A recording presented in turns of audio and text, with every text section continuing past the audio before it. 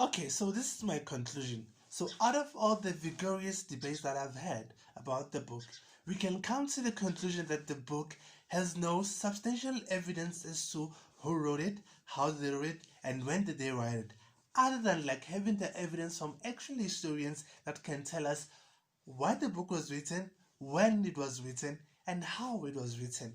We have actual truth, we have actual proof that states and directs us to that.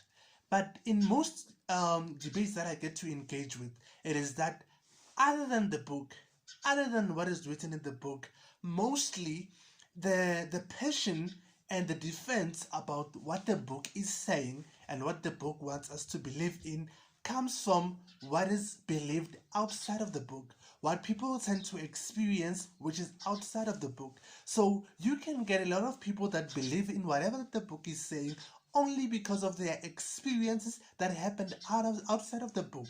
So they think that outside of the book their life changed, outside of the book there are miracles that they experienced. So all that being said, this means that most of the defense of the emotional, rigorous, and fighting does not come of what is in the book, because as much as evidence can be shown into many things that are blunders or whatever it is that are unbelievable that come from the book, people would still say we believe in whatever the book it says because it has the spirit of the Holy Spirit and whatever that is that they believe in, not discriminating that.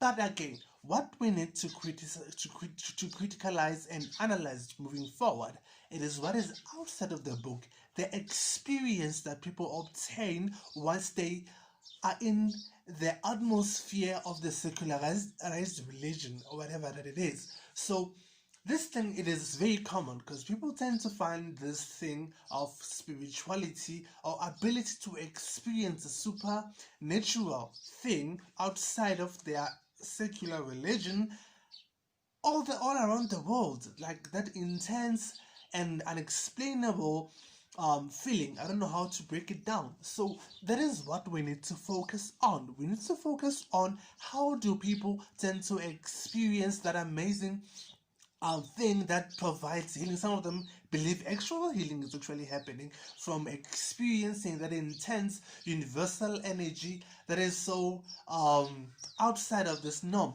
And again, I can attest that outside normality, intense, it's like whatever feeling, it's not explainable. You can even get it when you're trying to meditate, when you're trying to uh, do something, like even people that know sexual pleasure and everything, they get to experience that amazing thing that it's not unexplainable. So that's where we need to start finding our debate on. So I'm gonna need people who normally engage, because some people don't engage. People who normally engage in religious arguments and anything. Let's shift away from who wrote the book, where they wrote the book, how slavery used the book, what happened in Jerusalem, which is Christ, an actual or fictional character from back in the days and everything. So we can leave that for a moment, because I feel as far as that is unpacked, we try to unpack it as much as possible, and we try to ask ourselves so many questions about it, and we've came with answers and conclusions that we don't agree, mostly because the other side still believes in that intensified spiritual feeling. So we need to unpack that and try to understand that what actually makes that. So with the little knowledge that I have on that, I'm going to try also to do my research, to do my studies, and try to find what it is. And people who are open to engaging in such things and learning, and always try to debate from facts, not opinions, and try to debate from actual evidence that can come up from something. Please, please, please, please do not hesitate to engage with me. Thank you.